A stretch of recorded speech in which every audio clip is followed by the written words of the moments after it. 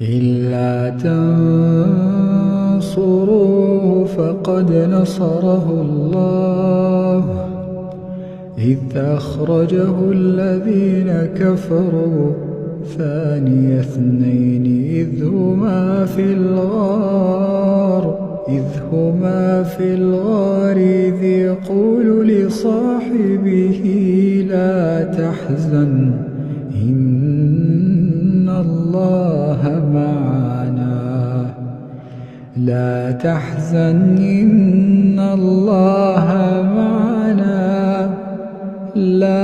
تحزن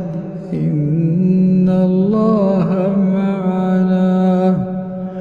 فأنزل الله سكينته عليه وأيده بجنود